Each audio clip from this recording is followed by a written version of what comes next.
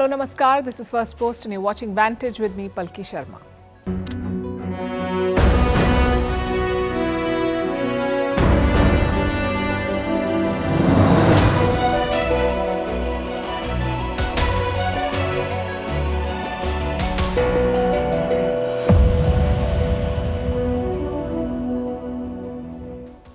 It's day 2 after Sheikh Hasina's ouster. How is Bangladesh faring? More than 100 people were killed in the anarchy and violence that followed her resignation yesterday.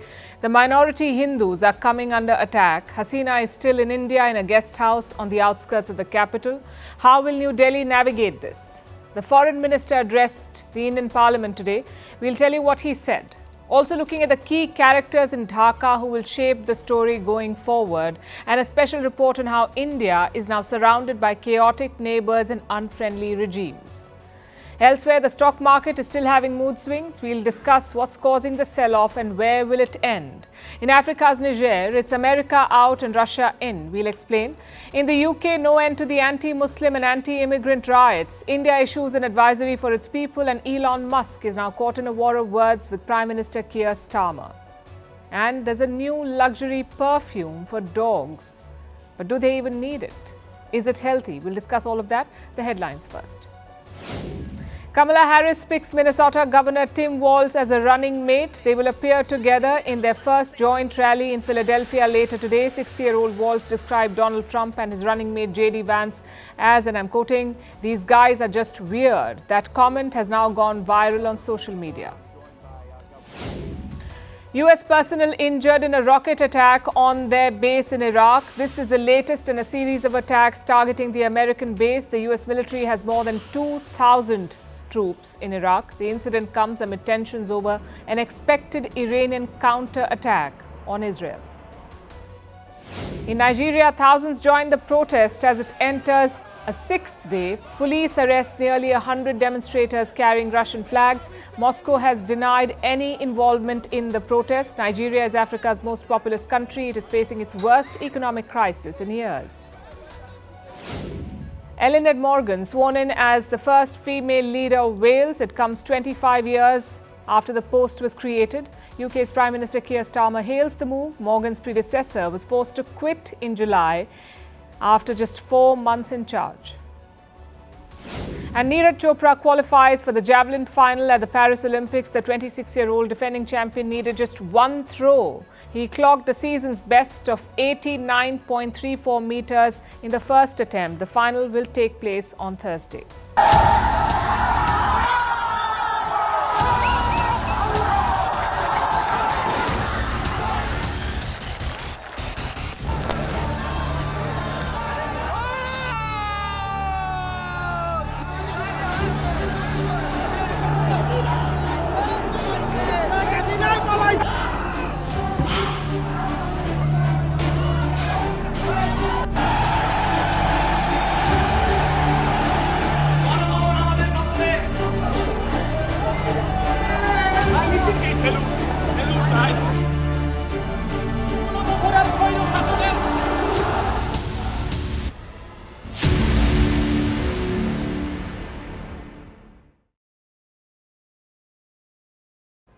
We continue to track the latest from Bangladesh. Sheikh Hasina is no longer in power. Bangladesh is under military rule. It's a country in flux. The violence has subsided, but tension still lingers in the air. The situation is precarious. The international airport in Dhaka was shut yesterday. Multiple airlines had cancelled flights. By this evening, some carriers resumed flying to Dhaka, but not everyone is free to leave. 2 former ministers were detained at the airport. They served under Sheikh Hasina. They were trying to leave the country. They could not. Meanwhile, in Dhaka, the police and army are still patrolling the streets. Yesterday was the deadliest day of the protest. More than 100 people were killed in a single day. This was despite Sheikh Hasina's decision to step down. The rioting continued even after her resignation. So who were the victims and who were the perpetrators? Well, it's not clear yet. All that we can say for sure is this: there was major loss of life and public property.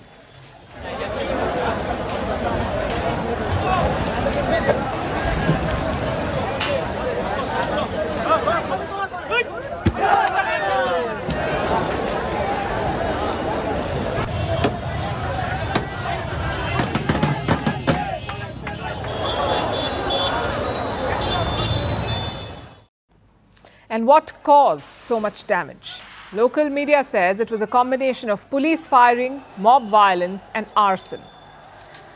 There was widespread destruction. Clearly, the police and army failed to control the mob.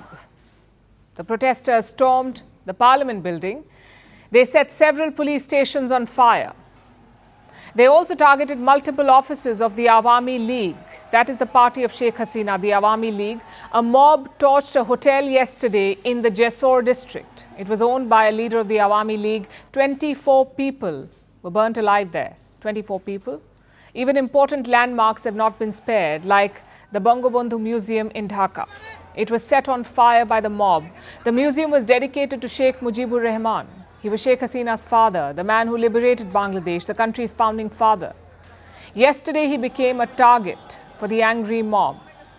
At several locations across the country, statues of Sheikh Mujibur Rahman were vandalized. Many were even taken down.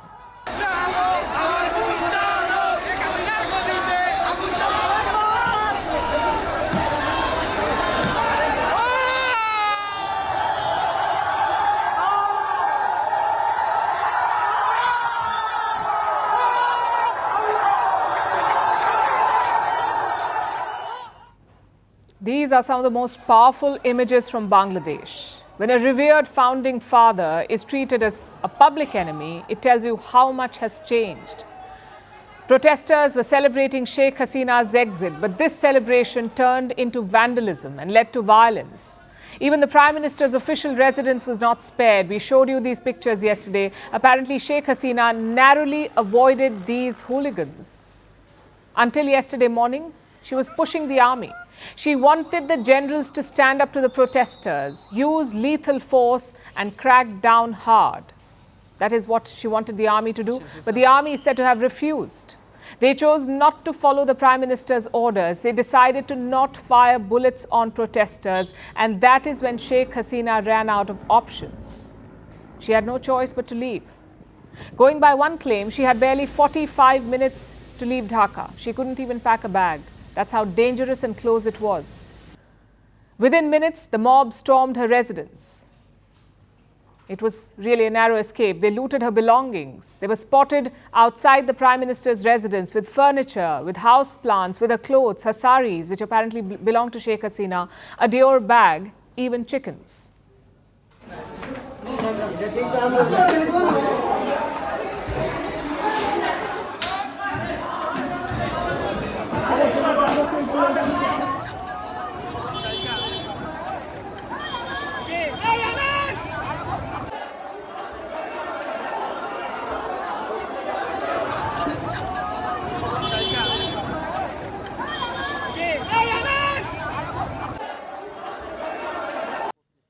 The focus is now on the army. The generals are in charge of Bangladesh. The president of the country has dissolved the parliament. His name is Mohammad Shahabuddin. Yesterday, he delivered a late-night address. Bangladeshi soldiers were standing behind him, as you can see, and it shows you who is pulling the strings here. Some key announcements were made. All protesters sitting in jails are being released. Even Khalida Zia has been freed. She's a former prime minister and an opposition leader. Khalida Zia has been an arch rival of Sheikh Hasina. The president said elections will be held as soon as possible, but the student protesters are not satisfied. They want someone else to be in charge. We will form an interim government headed by Nobel laureate Muhammad Yunus. Dr. Muhammad Yunus has also accepted this responsibility to protect the people of Bangladesh. We want to present this proposal to the president in the morning itself to form an interim government under the leadership of Dr. Muhammad Yunus. They were talking about this man, Dr. Muhammad Yunus, a Nobel laureate. Yunus won the Peace Prize in 2006. This was for his micro-loans program in Bangladesh. It pulled millions of people out of poverty. The program earned him a nickname, the banker to the poor. Now, reports say he could serve as a chief advisor to the government. We'll tell you more about him later in the show. Meanwhile, the army met with the student protesters today. The Bangladeshi president was also present in this meeting. The army chief is the man in charge right now. His name is General Wakar-uz-Rahman. Yesterday, General Zaman promised an interim government. He is yet to announce who will lead this government, though. The decision should be made soon. Bangladesh needs new leadership as soon as possible, or it risks plunging into more chaos. We'll tell you why. Today, the Bangladeshi police went on strike. The strike was called by the Police Association. They are worried about their security, and it tells you how bad things are. The police are meant to secure people, to maintain law and order. But here, the police are worried about their own security and safety, and they are the ones who say that they need protection. You need effective leadership to steer Bangladesh out of this mess.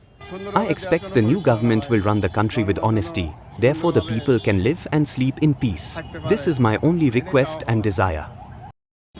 I think what has happened yesterday, the vandalism, it was not at all appreciated. The palace belongs to the people like us. We will have to pay for its reconstruction. Can the army bring normalcy now? Or will they make a bad situation worse? The world is watching, including the Americans, who were unsparing in their criticism of Sheikh Hasina. Washington has issued a statement and they've commented cautiously on Prime Minister Sheikh Hasina's exit. We welcome the announcement of an interim government and urge any transition be conducted in accordance with Bangladesh's laws. Finally, we are deeply saddened about the reports of human rights abuses, casualties, and injuries over the weekend and past weeks. We share our deepest condolences with those who lost loved ones and those who are suffering.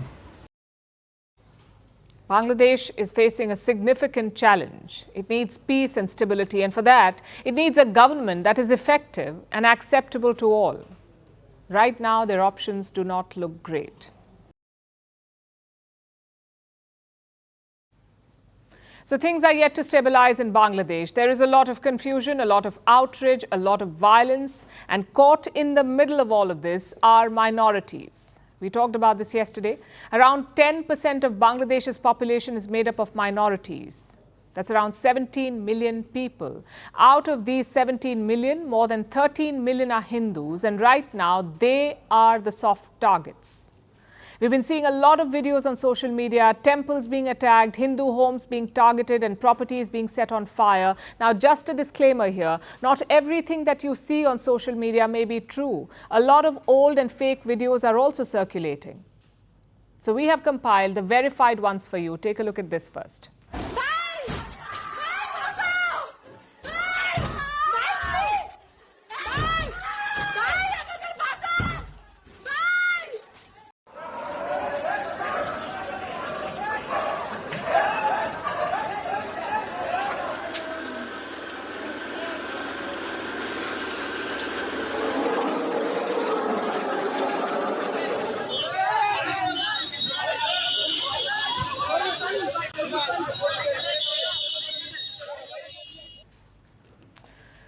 Those are heartbreaking scenes. An ISKCON temple in Meherpur was torched. Even the idols inside were completely burnt. In Rangpur, a Hindu politician was reportedly lynched. Plus, a councillor was killed by a mob. It's hard to keep an exact count of these attacks. One minority group is trying to do so. And they say 54 temples and Hindu establishments have been targeted so far. And where are these attacks happening? Well, Bangladesh has 64 districts. Attacks have been reported in at least 27 of them, which means it is pretty widespread. Of course, there is another side too. Many Bangladeshis are standing guard outside Hindu temples. They're also sheltering Hindu neighbors. The question now is, what happens next? Such situations can evolve in two ways. One, the security forces get a grip on the situation. The army has already called for peace, so maybe the violence will subside. That is one possibility. The other one is that the state joins in. Now, we haven't seen indications of this yet, but the track record does not inspire. Just look at the numbers. In 1951, East Pakistan had 22% Hindu population. 22% Hindu population. East Pakistan later became Bangladesh. Today, the country has just 8% Hindus. So where did the rest of them go? Most of them migrated to India.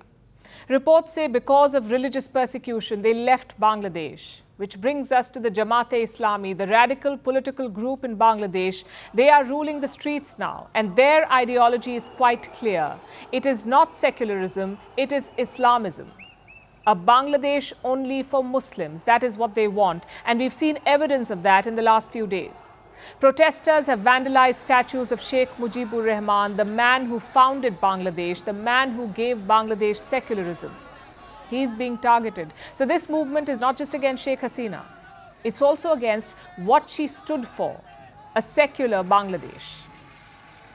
But will these radical elements succeed? We say a lot will depend on the army. They're trying to cool the tensions. They've also released special helpline numbers for Hindus. If they crack down, things should be fine, things should get better. But if they turn a blind eye to all of this, the violence may continue, and India is concerned about that. Foreign Minister S. Jaishankar spoke about it in Parliament today.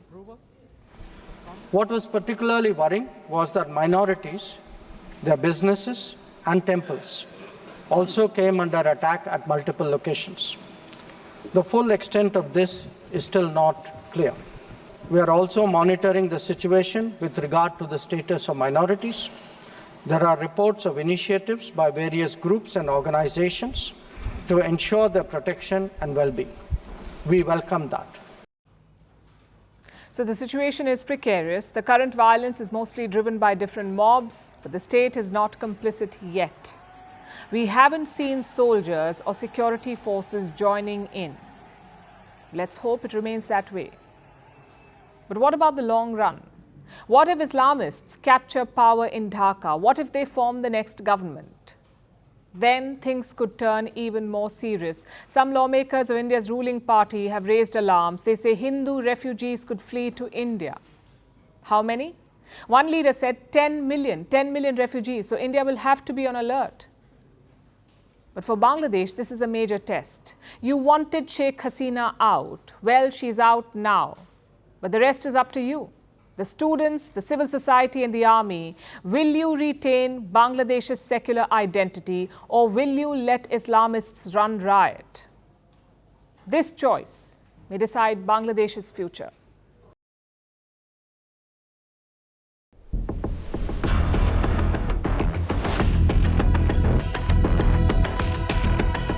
Concern about recent violence and instability there is shared across the political spectrum.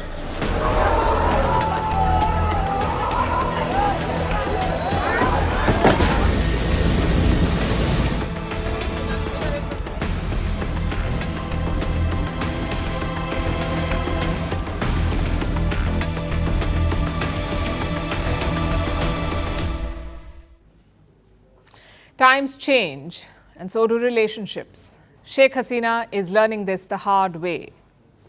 Let me show you the contrast.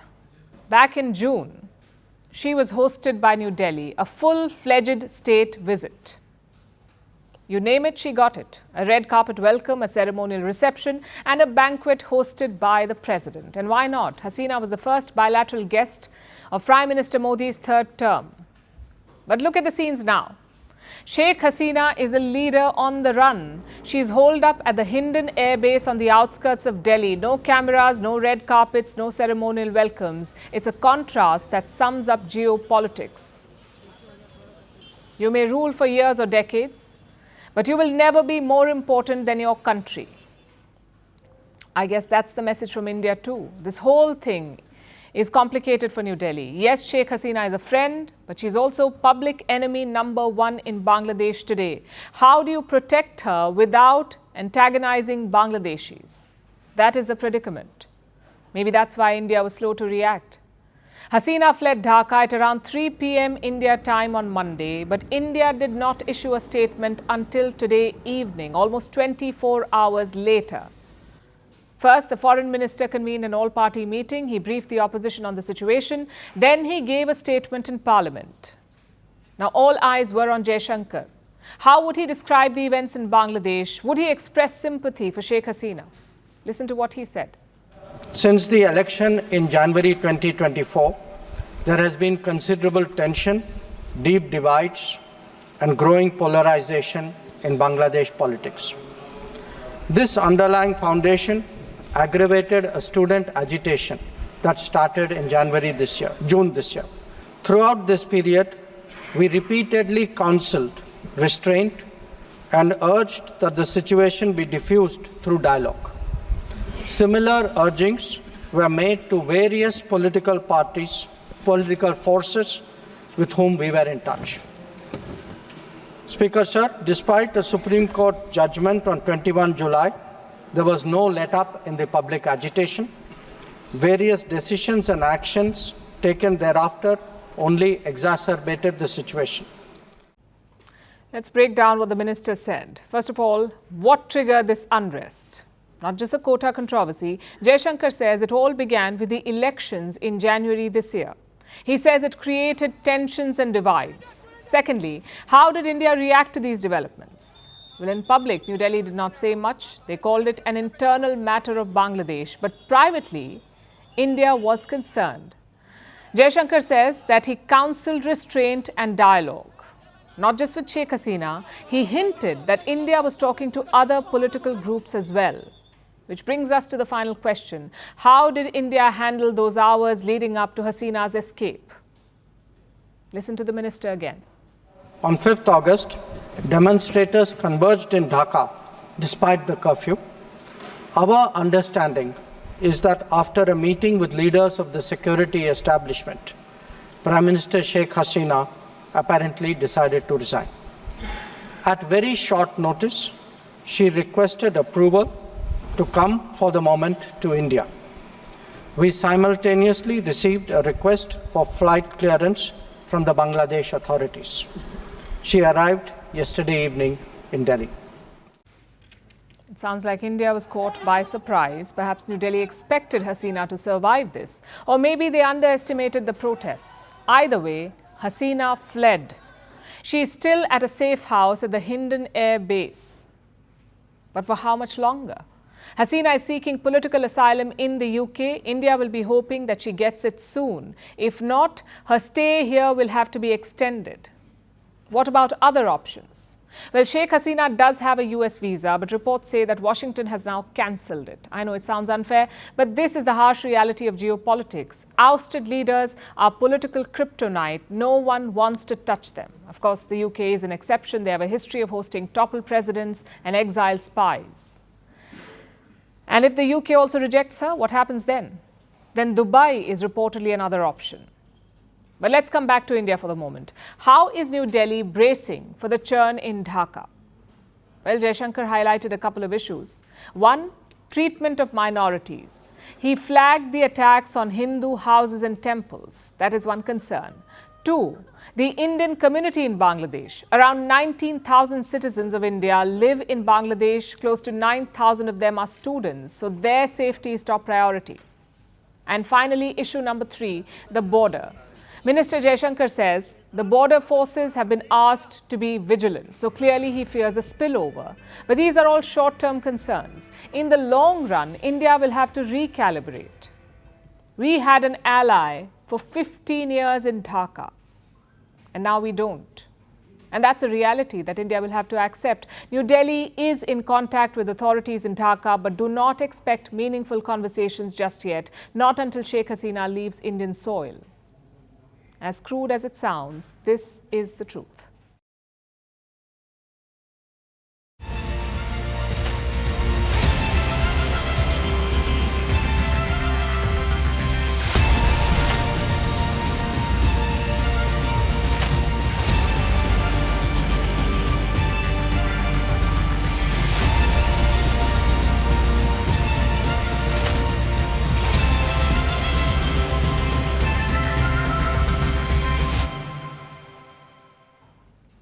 The events in Bangladesh have unfolded almost like a gripping novel. Until 2 days ago, Sheikh Hasina dominated the story. She was the main character, but now she's gone. So who will take over? Who will write Bangladesh's story now? Let's look at the new faces. First on our list is Waqaruzzaman, Bangladesh's army chief. We've been telling you about him. He addressed the nation after Hasina's departure. But who is he? Zaman was born in Dhaka in 1966. He studied in both Bangladesh and London. He married the daughter of Bangladesh's former army chief, and that made him family to Sheikh Hasina. He is her cousin-in-law. Zaman has had a 3-decade-long military career. He's helped modernize the army. He oversaw peacekeeping operations. He also received multiple medals. And amid all of this, he worked very closely with Sheikh Hasina. Until 6 months ago, he was the Chief of General Staff. But on the 23rd of June, Sheikh Hasina promoted him. She made him the army chief. Hasina thought it was a guarantee of loyalty, and that perhaps was her biggest mistake. On Monday, she wanted the army chief and the army to crack down on protesters, but Zaman refused. Insider details suggest that she reminded him of his appointment. She even asked him to return the favor. But Zaman did not budge. His officers wouldn't fire at the protesters, and that changed everything. It ended Sheikh Hasina's reign. But the army does not necessarily have a good reputation in Bangladesh. They were behind assassinations. They've staged coups. So what will it be this time? The army says it will meet student leaders. It will hold talks with political parties. It will help form the interim government. And who will be in this government? Now, one name has been doing the rounds. It stands out, and that is Khalida Zia. That's the second major character in this story. Khalida Zia is Bangladesh's first female prime minister. She was born in India. Her husband was a military officer. He served as Bangladesh's president. In 1981, he was assassinated. 3 years later, Zia became the head of her husband's party, the Bangladesh Nationalist Party, or BNP. In 1991, she won the election. She failed to get a majority, though, so she joined hands with Jamaat-e-Islami. From 1991 to 2006, only 2 leaders ruled Bangladesh, Sheikh Hasina and Khalida Zia. They took power one after the other, and they fought what was called the Battle of the Begums. But in 2007, Khalida Zia was arrested for corruption. In 2018, she got a 10-year prison term, and she spent most of this time in hospital because of her poor health. When Hasina fled Dhaka, Zia was under house arrest. Hours later, she was released. But she's unlikely to join politics, again because of her poor health. So there is the army on one side and the main opposition party, the BNP, on the other. Does Bangladesh want them? Not really. Which brings us to the third key character in this story, Nahid Islam. You may have never heard of him because until 2 months ago, he was a nobody in Bangladesh. He's a university student, a student at Dhaka University. He studies sociology. He's an activist. In the month of June, Bangladesh brought back the job quota system. It led to a student protest. They called it the Students Against Discrimination Movement. And Nahid Islam is one of their national coordinators. Since then, he's been vocal against Sheikh Hasina, but it was not easy for him. In July, he was kidnapped twice. He was tortured and even left unconscious under a bridge. Despite everything, he remained at the thick of things. He led protests against Sheikh Hasina until the very last day, and now she's gone. But Islam says he's not done yet. The students want an interim government, but they do not want the army or the BNP leading it. They want this man, Muhammad Yunus, Bangladesh's Nobel laureate, the fourth character in our story. Yunus was born in Chittagong. He got his PhD in the US. After 1971, he returned to Bangladesh. As the country struggled with poverty, Yunus came up with a plan, microcredit or small loans. For the people who do not qualify for bank loans, they get small loans. The first experiment worked, so Yunus launched the Grameen Bank. It gave loans worth $34 billion to 10 million people. The recovery rate was 97%. So it was a success. Yunus was awarded the Nobel Prize in 2006. He was called the banker to the poor. But soon the banker wanted to be a politician. Yunus wanted to form a political party. Sheikh Hasina did not like it. There was friction. In 2009, the government of Bangladesh started investigating Muhammad Yunus. He was accused of extorting rural women. Hasina said, and I'm quoting, he was sucking blood from the poor. In 2011, he was removed as head of the Grameen Bank and accused of corruption and embezzlement. Muhammad Yunus has more than 100 cases against him. In January this year, he was sentenced to prison. He hasn't been jailed yet. When Hasina fled Dhaka, Mohammed Yunus was in Paris. His spokesperson says he's agreed to the request of the students. He will be chief advisor to the interim government. But the question is, who will call the shots? Will the BNP try to exploit the political vacuum now? Will the army rule Bangladesh, or will students have a say in government formation? At this point, all stakeholders remain adamant. All of them want their demands met. But the thing is, not everyone can rule the country. So we'll have to wait and see who makes the cut.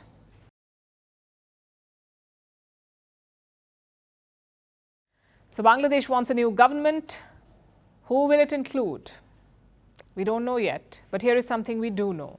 The Awami League will not be part of this new government. The Awami League is Sheikh Hasina's party. Now, Hasina may be gone, but the members of her party, the members of Awami League, are still in Bangladesh, and they are being targeted by mobs. So what's next for them? Who is in charge now? And will the party be able to recover from this setback? Our next report explores.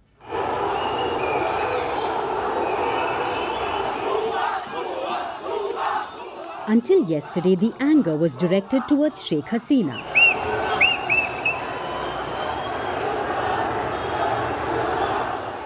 The protesters blamed her. They called her a dictator. They wanted her to resign. But things changed after she fled the country. Hasina was gone, but the protesters were still angry. So they shifted focus to her party, the Awami League. On Monday, one such mob entered the Zabir International Hotel. It set fire to the ground floor. 24 people died, including an Indonesian national. This hotel belonged to Shahin Chakladar. He was the District Awami League General Secretary. And it wasn't the only such incident. Mobs across the country targeted anything linked to the Awami League. Residences, business establishments, and even the party's central office in Dhaka. In other parts of the capital, demonstrators broke into the house of Asaduzzaman Khan. He was Bangladesh's home minister. Protesters also burnt down the house of Mashraf bin Murtaza. He's Bangladesh's former cricket captain. He was also an Awami League MP. Protesters also set fire to the District Awami League office. They even vandalized its president Subhash Chandra Bose's house. In the eastern city of Sylhet, officers of the Deputy Police Commissioner and the Superintendent of Police were burnt down. Local councillors too were targeted. So while Hasina may have escaped violence, her party workers faced the wrath of the mobs. Some tried to escape, like Zunaid Ahmed Palak. He was Bangladesh's former IT minister, and he attempted to flee the country but was detained at the airport. So what happens to the Awami League now? Hasina is out. But who will replace her? Hasina's son was asked about it. Nobody has ever imagined that Bangladesh would have such developments. Fair enough. What will happen to you after post-Sheikh Hasina regime? It is none of my concern, nor my family's anymore. You will realize. The Awami League was founded in 1949 after breaking away from Pakistan's Muslim League. That makes it Bangladesh's oldest party. It soon gained massive support in then East Pakistan. Under the leadership of Sheikh Hasina's father, Awami League began its struggle for independence. Sheikh Mujibur Rahman led mass protests, even civil disobedience movements. After Bangladesh was formed, the Awami League won the first elections in 1973. But in 1975, Sheikh Mujibur Rahman was assassinated. Party leaders were arrested. Some of them were killed. In 1981, Sheikh Hasina returned to Bangladesh. She became the Awami League's president. Since then, the party has only grown. It was lauded for its secular outlook. The Awami League has long been the principal player of Bangladeshi politics. 5 of its leaders have become the president of Bangladesh. 4 have become the prime minister of the country. So Awami League has seen it all. The birth of Bangladesh, the growth of Bangladesh, and its democratic backsliding. The Awami League may be persona non grata today, but it's impossible to wipe it out from Bangladesh's politics and history.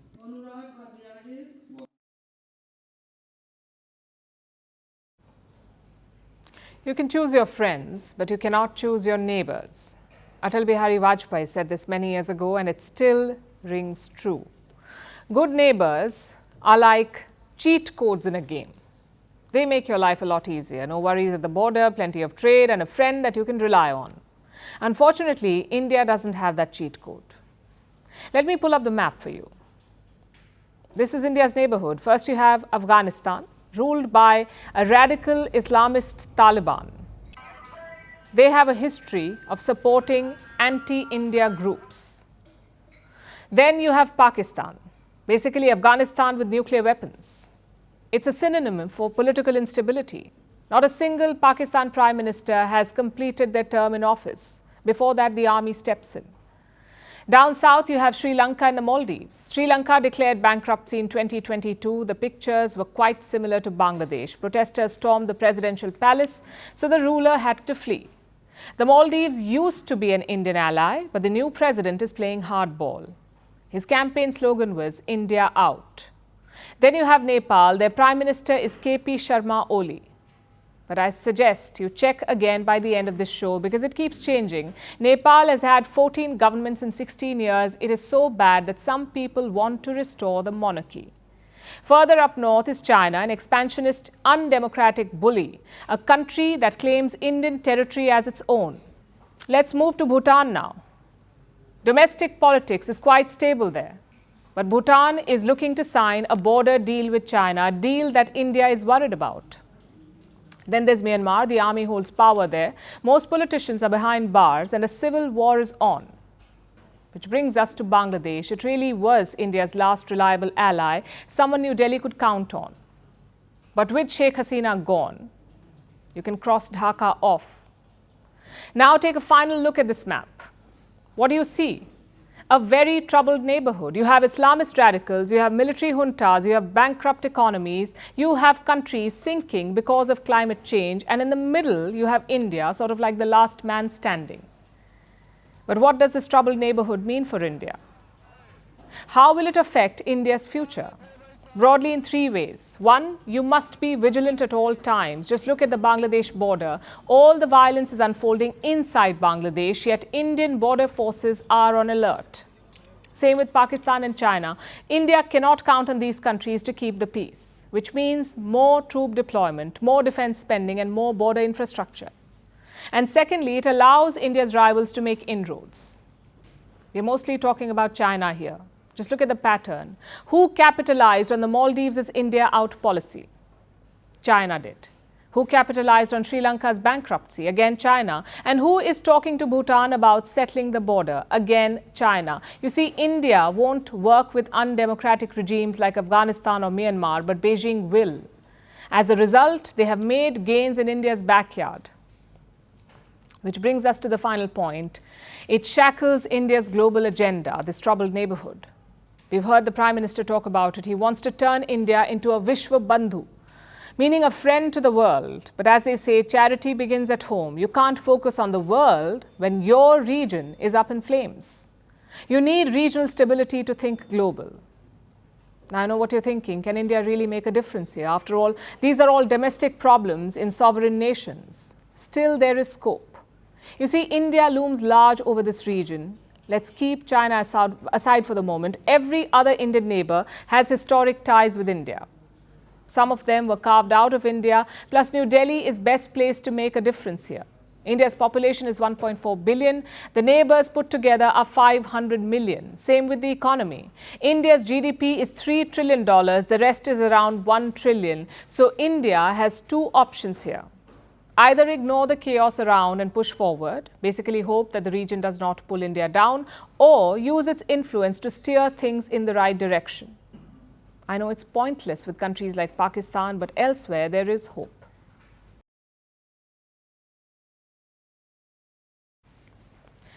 Now let's talk about the stock markets. After a bloody Monday, it was a patchy day of trading for major markets. Japan witnessed a big rebound, jumping by 10% after yesterday's crash. Markets in South Korea and Taiwan saw some recovery too. And what about the Indian markets? Well, they closed the day's trade in the red, but the losses were not too significant. Both the Sensex and the Nifty dropped by less than 1%. What about the United States? Remember, yesterday's crash was largely triggered by weak American economic data. And how are the American indices faring now? US stocks saw some tepid recovery in early trade. The investors are still nervous. As one expert described the situation, there are falling knives everywhere. Many stocks are trading at a discount, but traders are not sure if they should start buying again or wait for a bit. In the last 3 weeks alone, global markets have lost some $6.4 trillion, and yet traders do not know if this is the end. They don't know if the market has bottomed out or not. The US Fed is trying to reassure them. The Fed is the Federal Reserve, it's the Central Bank of America. One of the Fed officials said that they will fix any deterioration in the US economy. Another official says the US Fed will do whatever it takes. The unemployment rate is still low by historical standards. The job growth is about at the rate that new entrants are entering the labor force. So I see an economy that has momentum, and we want to make sure we keep that, because the perfect economy is the one where you have price stability and you have sustainable growth. The American Central Bank has a key role to play here. It controls the interest rates, the rate at which banks give you loans. The Fed controls it, and since March 2022, the Fed has steadily raised these interest rates. Today, they stand at between 5.25 and 5.5%, which is a 23-year high. Now, this hike was necessary. You see, America was facing its biggest inflation spike in 40 years, 4 decades. It had crossed 9%. So the Fed hiked interest rates to contain inflation. Here's how it works. When you hike interest rates, you make loans more expensive. So people don't take too many loans because they're expensive. And they limit big purchases. So people spend less, and this squeezes out the excess cash from the economy. As the demand falls, it also brings down prices, which in turn helps control the inflation. So the Fed has kept interest rates high to control inflation, but now they're promising a rate cut in September. We are strongly committed to returning inflation to our 2% goal in support of a strong economy that benefits everyone.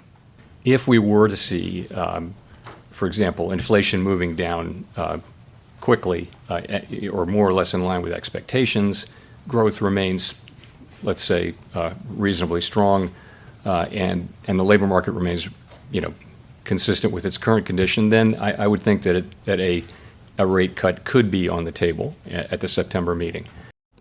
So that is the Fed's plan. But some banks on the Wall Street are not happy with it, like Bank of America and UBS. They want the Federal Reserve to make an intervention now. They want a rate cut sooner. For the moment, the Fed does not look inclined to do that. They say no rate cut before September, but if the current sentiment around the US economy persists, the Federal Reserve may have no choice but to intervene. As it is, Americans are already feeling gloomy about the economy. Here's what a survey has found. 3 out of 5 Americans believe that there is a recession in the country and recovery might take another year or so. They're not feeling optimistic about the future. Moody's says most consumers in America feel that the job situation could deteriorate. So they're thinking twice before making purchases. They want to hold on to their savings. So Americans are feeling a recession, even though the numbers tell a different story. And despite all this data, the overall sentiment about the American economy is turning negative. Stock markets, as you know, run on sentiments. That should explain the swings. Our next story is from Africa, from Niger in the west. A military coup took place in Niger last year, and a lot has changed in the country since then. The biggest change is Niger's choice of security partners. The country is a hotbed for terrorist insurgencies. Niger's military has been fighting terrorists since 2015, and until last year, the West was helping them. France, Germany, and the US, all of these countries had their forces in Niger. But that changed with the coup. The military took over last July, and the first thing they did was expel the French. Once that was done, it was America's turn. And yesterday, that too was concluded. The US forces have packed up and gone home. They have relinquished both their military bases in Niger. There's now a security vacuum in the West African nation, which Russia is more than willing to fill. Here's our report. This withdrawal started on May 19, 2024. and is coming to an end today with a ceremony to hand over installations in the presence of officials from both countries, marked by the departure of the last C-17 Globemaster III of the U.S. Air Force. Niger's army chief made that announcement yesterday from Air Base 201, near the central Nigerian city of Agadez. This airbase was built by the Americans. They built it between 2016 and 2019 at a cost of over $100 million. All that American hard work and taxpayer money has now gone down the drain. Airbase 201 was built to combat terror in the Sahel. Niger is among several countries in the region that are facing a terrorist insurgency. Its neighbors, Burkina Faso and Mali, are also fighting the terrorists. Groups like the JNIM, which is affiliated with Al-Qaeda, and various offshoots of the Islamic State. Terrorists from these groups have been wreaking havoc in the Sahel for years, so the Americans built Airbase 201 to help in counter-insurgency operations. Over the past decade, U.S. troops have trained Niger's forces and supported partner-led counterterrorism missions against Islamic State and Al-Qaeda in the region. Airbase 201 was a drone base built to house American MQ-9 Reaper drones. These drones were used for surveillance to support the Nigerian troops on the ground. But in March, Niger decided it could do without the American support. It ended a military agreement between the two nations, calling it profoundly unfair. That is what set the American exodus in motion. And this concluded yesterday. But even though the Americans were kicked out, Niger hasn't completely shut the door. This withdrawal does not mean the end of military cooperation between the two countries. In fact, both parties are now committed to maintaining contact and working together to define the foundations of a new military cooperation. Niger says that military cooperation is possible in the future, but on different, better terms. We'll see if the US comes back with a better offer, but in the meantime, there's another power eager to take America's place: Russia. Moscow has been working with Niger's junta for months. In May, it sent Russian forces to allegedly train the Nigerian military. These trainers started operating out of a different airbase, Airbase 101, located near Niger's capital, Niamey. The Russian trainers are likely to make good use of Airbase 201 as well. This entire saga demonstrates the changes in West Africa. The region is moving away from the West and embracing other partners, like Russia. The US and its Western allies need to look at why. Why are they so unpopular? And why are they being replaced? Unless they can figure out the answer to that, losing a $100 million airbase may just be the beginning of their West African woes.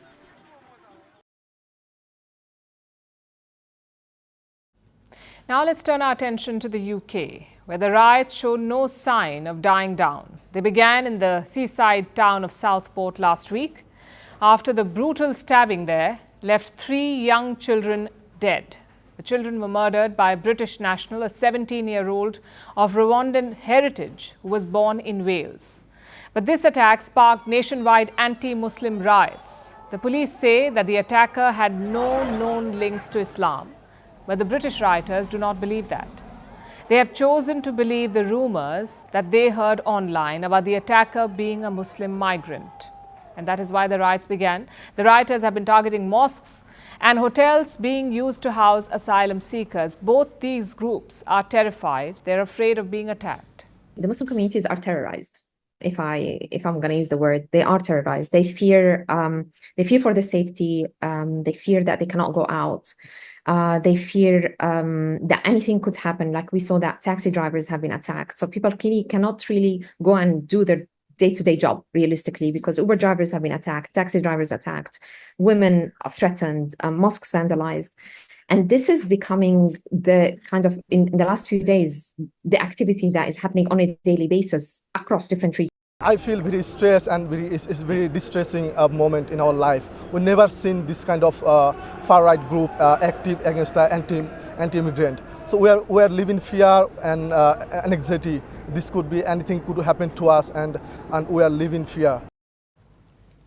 The British police force has been trying to stop the rioters, but they don't seem to have the numbers, and now they're also dealing with counter-protesters. These were the scenes from Plymouth yesterday. It's a city in southwest England. The two groups faced off against each other. There were the anti-Muslim, anti-immigrant rioters on one side and the counter-protesters on the other. You can hear them chanting slogans of unity. On immigration.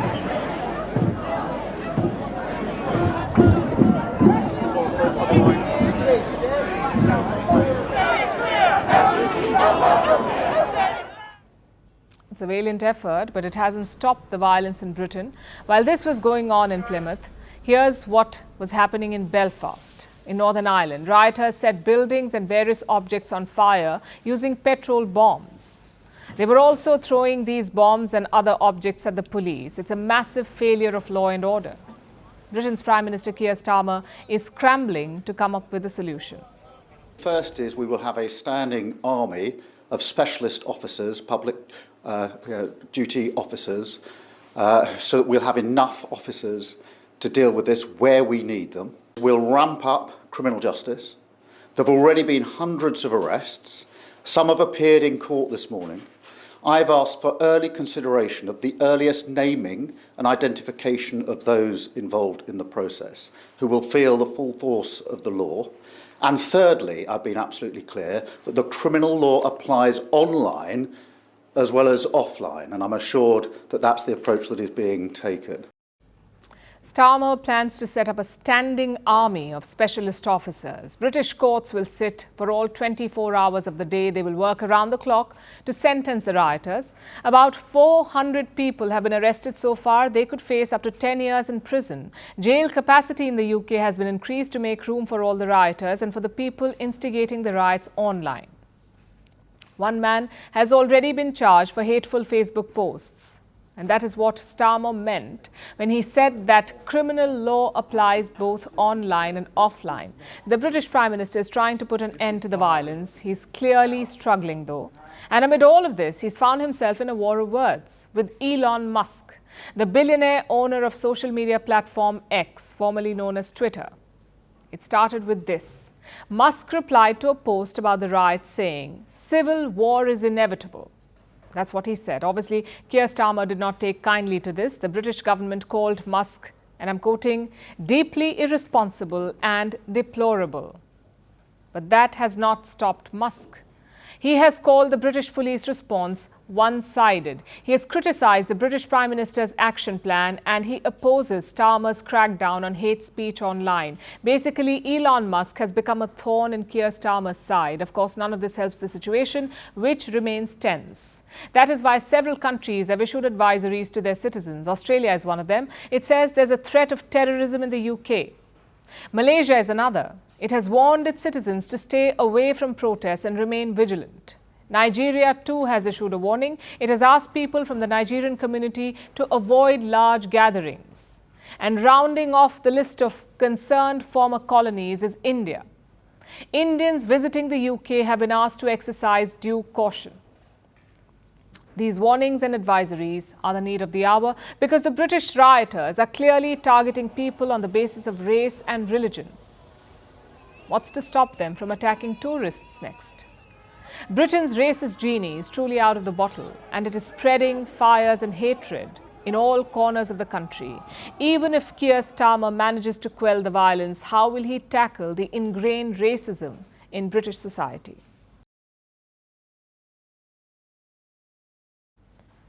From Prada to Gucci, global luxury brands are tailing a new trend. We're talking about pet fashion. Now, Dolce & Gabbana has joined the club with a new offering that the world did not know it needed. A perfume for dogs. It costs more than $100 and it comes in a sleek bottle with a gold-plated paw. But animal experts are concerned. They say perfumes may harm dogs, and this raises bigger questions. Today, pets are more popular than ever before, and pet owners are sparing no expense to treat their animals with luxury collars and dog flights. The global pet industry stands at $320 billion, But how much is too much? Are we pampering our pets too much? Do they even like it? And is it healthy? Here's a report. Italian fashion house Dolce & Gabbana has a new offering. For all those who love rolling in the lap of luxury, a new alcohol-free scented mist with a price tag to match. It costs $109, but this perfume is not for humans. It's made for hedonist hounds, and it's a product we didn't know we needed. Fefe comes in a sleek green glass bottle with a 24-carat gold-plated paw. It promises to leave pets smelling of warm notes of ylang-ylang, musk and sandalwood. For now, Fefe is available in Europe and the United States. With each purchase, D&G will throw in a dog collar as well. That's great news for the humans splurging over $100 on a dog perfume, a free dog collar. But this isn't the only absurd thing here. Believe it or not, the D&G perfume is no tailblazer here, pardon the pun. There is a big market for dog perfumes from L'Oreal to Harrods. Even the former Queen of England launched a dog cologne. But experts warn against such products. Dogs rely on their sense of smell to interact with their environment, so perfumes could hamper this ability. And the smell could even be unpleasant for the dogs, because what smells good to humans doesn't necessarily smell good to dogs. This raises bigger concerns. Today, pets are more popular than ever before. About 66% of American households have a pet, up from 56% in 1988. That's about 87 million homes. In Europe, 91 million households have a pet, an increase of 20 million over the past decade. In India, the pet population has hit 31 million, up from 10 million in 2011. Research shows that we are increasingly treating our pets as family members. We are more likely to buy them food and clothes that are similar to products we would buy for ourselves. The global pet industry stands at $320 billion. It's expected to increase to $500 billion by 2030. This includes vet care, pet food and pharmaceuticals, even dog bakeries, parlors, hotels and flights. If you just look at pet clothes, the market will be worth a whopping $7 billion by 2030. Sales of pet clothes have grown by 21% since 2019. The average money spent on pet clothes has increased by 9%, which is why luxury brands are tailing this trend, pun intended. From Gucci and Celine to Prada and Hugo Boss, numerous luxury fashion houses have launched ranges for pets. There are Prada dog coats, Gucci pet carriers, and even luxury dog poo bags. Be it a good or bad dog, pet owners are sparing no expense to treat their animals. But this may not be good for pets. Over-pampering can hamper a pet's health. It can change their relationship with their surroundings and put their mental health at risk. Experts say this is the modern pet paradox. Pet owners don't want their animals to act like animals. But the problem is, dogs and cats are not humans. They need to be able to express their own nature. So by all means, enjoy your pet's companionship. But for barking out loud, don't force your nature or your $109 scent on your pet.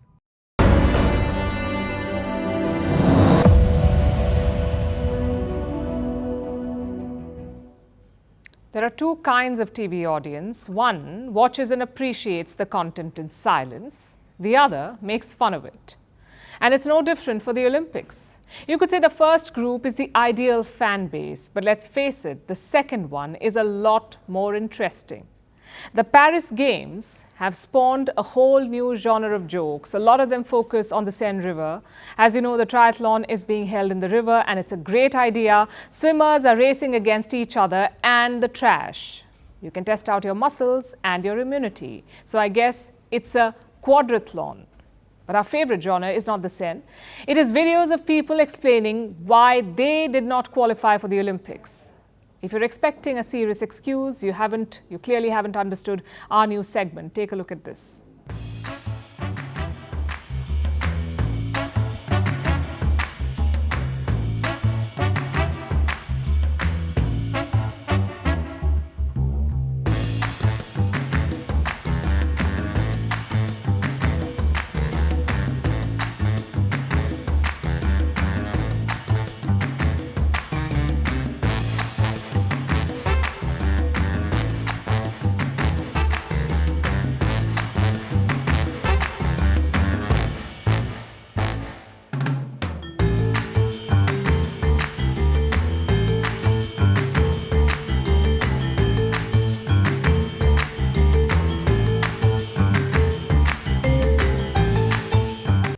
it's time for Vantage Shots, images that tell the story. Rare northern lights triggered by geomagnetic storms captivate citizens in northwestern China. Climate activists spray paint football superstar Lionel Messi's house in Ibiza.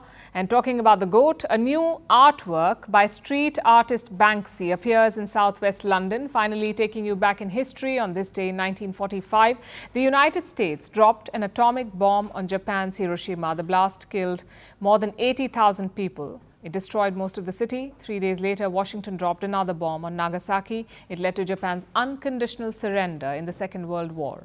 We're leaving you on that note. Thank you for watching. We'll see you tomorrow.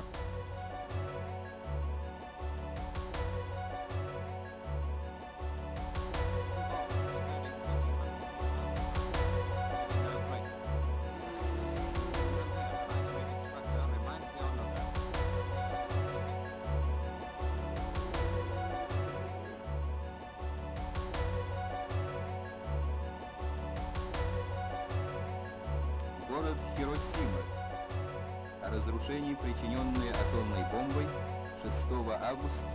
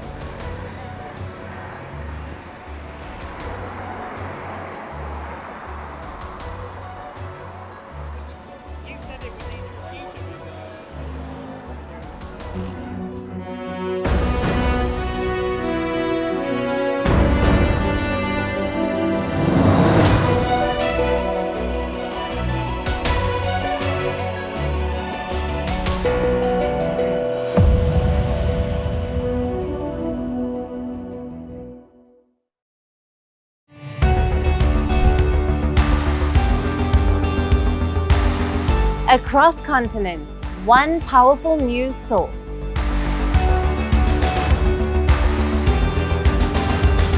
Bringing you diverse perspectives on the issues that matter.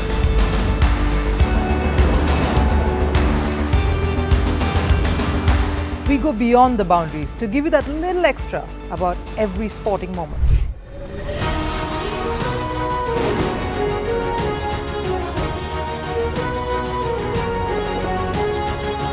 So thank you for making Firstpost 5 million strong. We're counting on your support, and you can trust us to bring you the news unfiltered and unvarnished.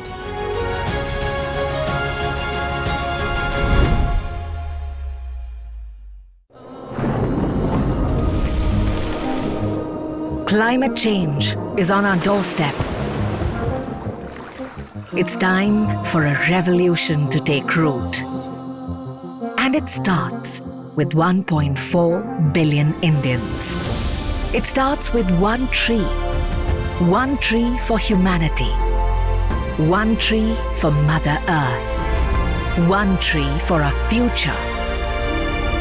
Project One Tree, a News 18 network initiative.